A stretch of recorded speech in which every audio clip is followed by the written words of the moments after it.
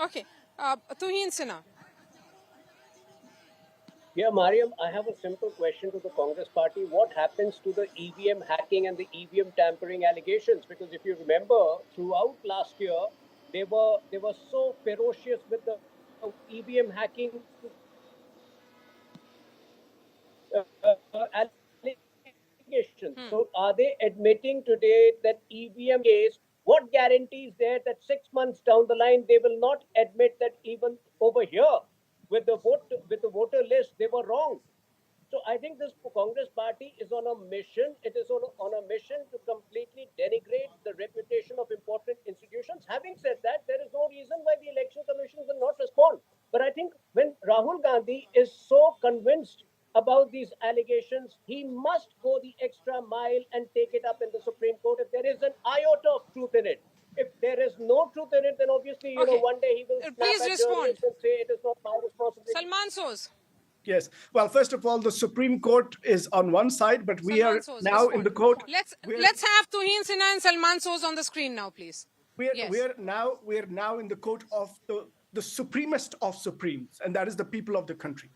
This democracy belongs to the people of the country. It does not belong to the Supreme Court or to the BJP or to the Election Commission or the Congress Party. It belongs to the people of India. And the people of India deserve to know what is happening in this country. The people of India deserve to know what is happening to their democracy, to their rights. Because a country where the democratic rights are not safe, then you will see the kind of inequality that is growing in India. So, Mr. Sajjan Kumar, for example, he said, and I want to respond to that. He said, why have you given only one or two examples? Are you cherry picking? We're not cherry picking, but we are just exemplifying. That's what an example is. How many cases that we have already collected when we can happily share with the Election Commission when they are serious about this issue. By the way, you talked about 25 lakh people moving to Haryana. That is not our allegation. We've never said that.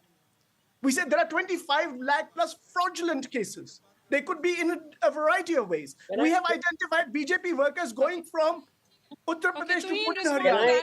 BJP okay, let's have Tuhin also on the screen now. Yes, please, go ahead, Tuhin, respond. Yes.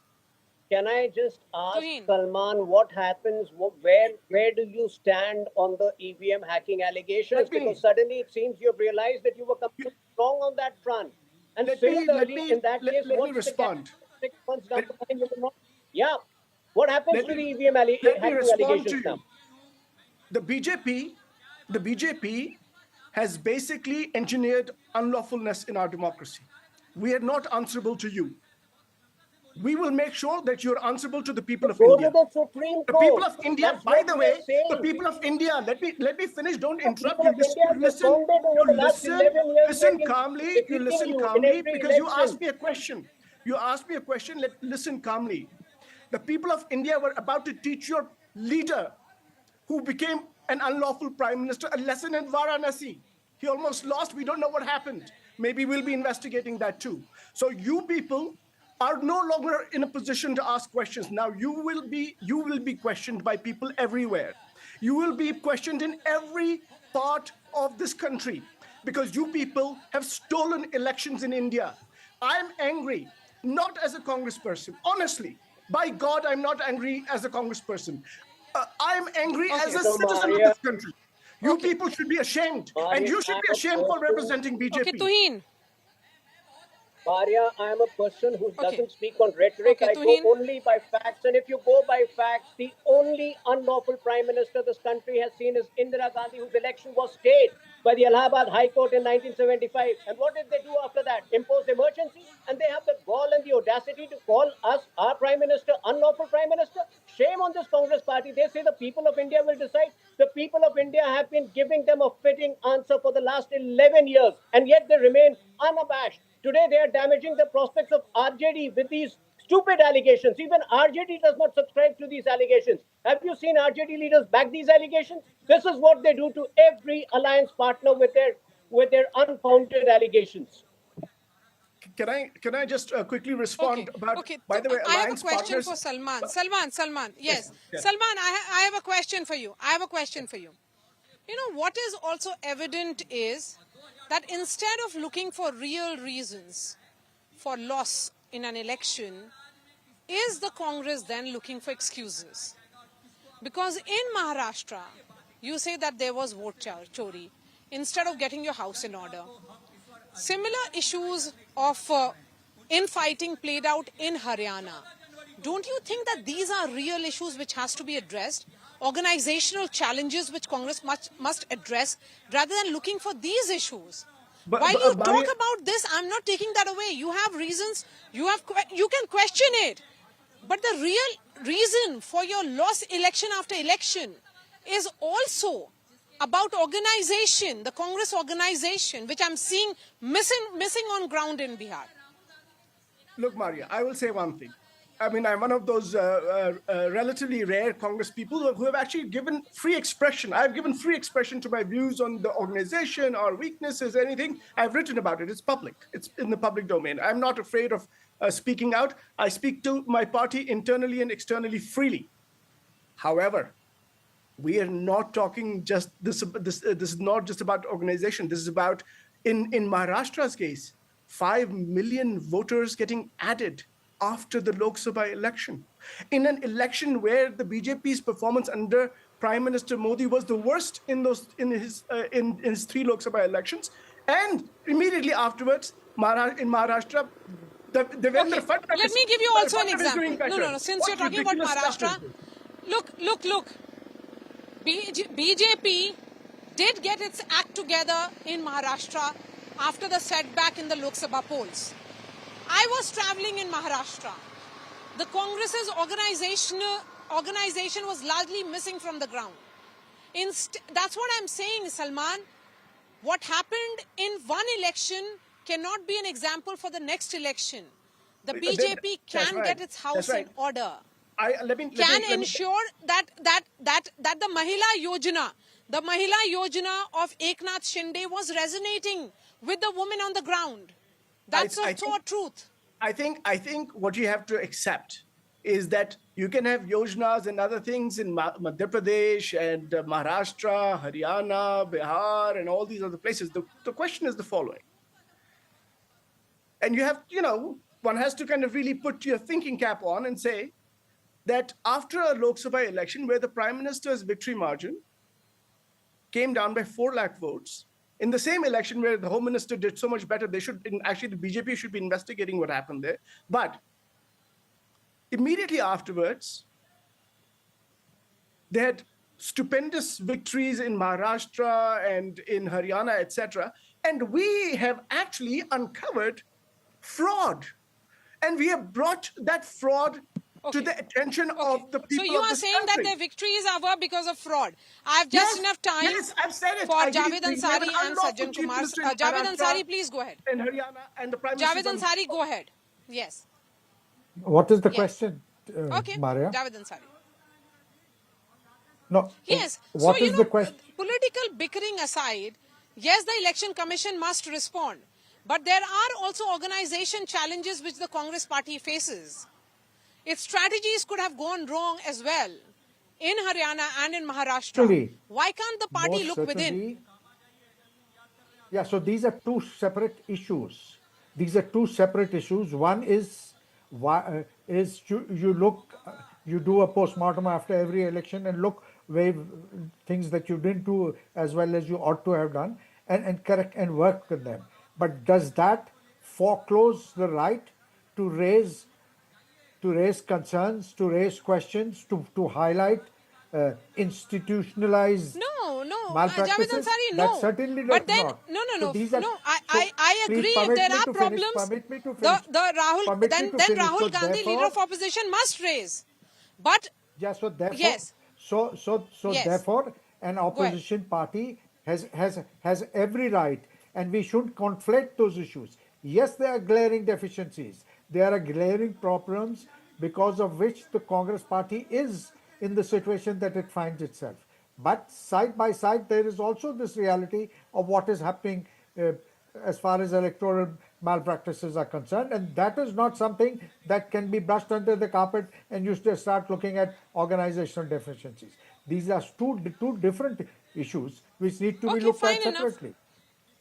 Okay, you see this as 2 different issues. Sajjan.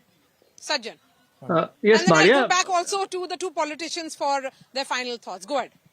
Yes, first, if it's about allegation, there was a Go tampering ahead, in Sajjan. Maharashtra, then one has to see that as a Yeah. pattern. If BJP did tampering in Maharashtra, why did it not do in Jharkhand, which happened simultaneously? This is one. Two, yes, there can be, as I said, glitches here and there. You do a survey of land records and you find horrendous, discrepancies. But does it mean that you say that this is a grand conspiracy to deprive 90% But from Sajjan, the land within the records stakeholders? discrepancies. One moment, Sajjan. Land records discrepancies don't lead to such elections being upset. What the Congress says was a done deal. It feels it witnesses an upset. That's not the case with land record discrepancies. No, It's not Maria, the Maria, same. if that is the case, then you vouch for the chicken, not for the eggs. Then why 2024 election was not tempered? Why Haryana was not tempered? The question is there are discrepancies, right? The question is about the intentionality that you are attributing. You fight your war with BJP. Do not use election commission, corporate India, army as the proxy, because BJP can be your political rival. India and Indian institutions should not be. That's the point here. And that's very serious. Okay. Salman Soz, don't wage a war against institutions such as these, because they have an important responsibility. They have to ensure that the people who exercise their voting right should not have their doubt in their minds. This is the point being made by Sajjan there. Frankly, I find such an argument ridiculous, because we're not waging war against the institutions. The institutions have been taken over by the BJP. Everybody knows it. If you don't know it, maybe you're hiding somewhere. The fact of the matter is that the BJP selects the election commissioners of this country. The BJP does. Because the Prime Minister and the Home Minister are part of that selection committee. It's a 3-member committee. They select the election commissioners of India. The BJP does. Their top leadership does. This is not an election commission of India. It's an election commission of BJP. Let's be honest about it. Then what does the election commission do? The election commission, when we bring charges of fraud, we bring allegations of fraud, what does it do? It doesn't let you do simple things. We say, let us see what happens outside voting booths, because we have CCTV cameras. They said, no, women may feel bad about it. Meanwhile, you have CCTV cameras out there, you don't show us the recordings.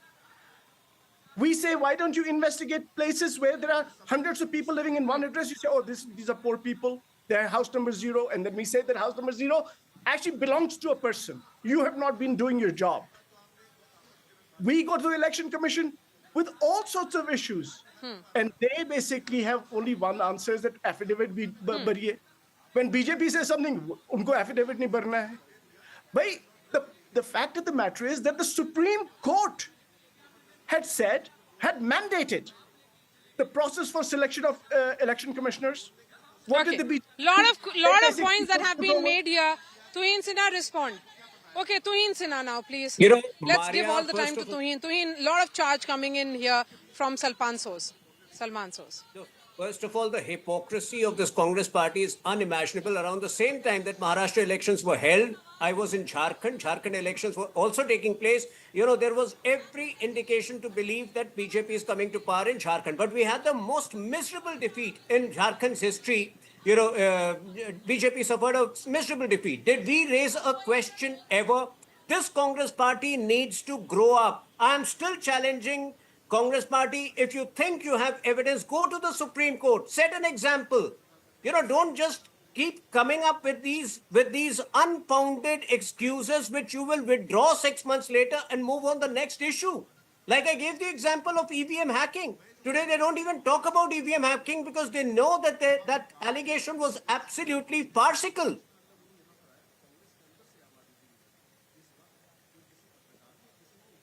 Salman? Yes. Will you be moving on to some other issue after this? Whenever we see issues in the country, we will raise those issues. And this issue is not just a Congress party issue. This issue is not just an opposition issue. This issue is not Tuhin's issue or my issue or Sajjan's issue or Javed Saab's issue. This is an issue that affects all of us. It affects the country. And we should take it seriously.